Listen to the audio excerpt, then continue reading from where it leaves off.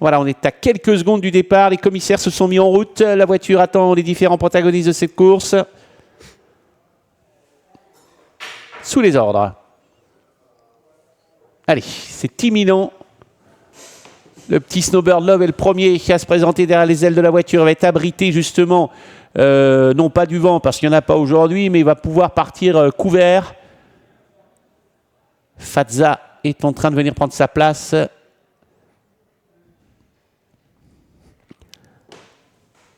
Et les concurrents donc, qui sont dans le virage pour le moment avant d'aborder le début de la ligne d'en face. Est-ce que tout le monde est bien en place? Prince Cantis va partir en retrait, mais c'est normal. Hop là, petit galop pour le numéro 9 pour le moment. Ouais. On est en train de perdre Miat Corta. Ouais, ça se passe mal, qui va être remis, semble-t-il. Allez, ça accélère. Attention, ça va partir dans quelques instants.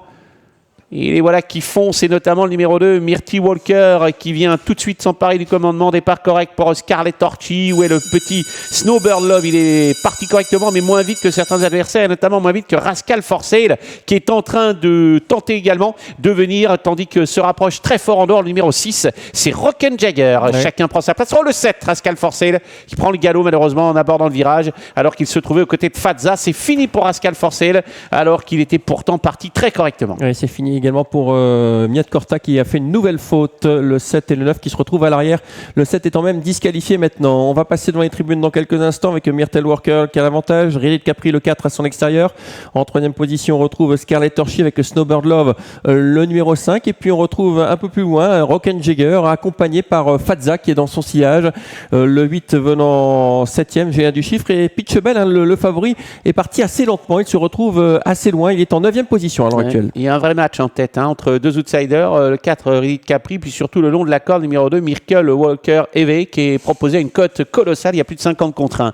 Derrière, eh bien, on suit avec notamment Scarlet Torchy. On a le petit Snowbird Love qui a un parcours rêvé pour le moment dans le sillage des premiers. Puis voilà Fazza maintenant qui se rapproche à grande battue, qui vient extrêmement vite pour se rapprocher du groupe de tête. Où est ce Pitchebel? Le numéro 1 est encore un peu en retrait, Pitchebel. J'ai peur qu'on aille un peu vite en tête, parce que le tour en finale se profile, mais on va finir sur ces chevaux-là avec Rilith Capri qui est en train de prendre le meilleur sur Myrtle Walker qui n'en peut plus. À l'extérieur, ça s'annonce avec plusieurs concurrents. Fazza avec également Snowbird Love, la Casac Rose. Côté corde, on a le 3 Scarlet Torchy mais qui semble plafonner. Et puis Pitchebel qui s'annonce avec cette écharpe jaune dans le dos là qui va venir tout à l'extérieur. Il va falloir aller chercher quand même ce numéro 4 Rilith Capri. Pour le moment, il tient le bon bout alors que Snowbird Love a failli esquisser une petite faute. Fazza vient très très vite. Là, Pitchebel va terminer à toute allure également avec le 4 Rilith Capri qui a pris nettement l'avantage sur Fazza. Pitchebel qui essaie de se relancer, mais ce n'est pas facile. Snowbird Love qui essaie de conserver une place. C'est fait pour le numéro 4, sauf incident. Rilith Capri qui survole cette course devant Fazza et Pitchebel.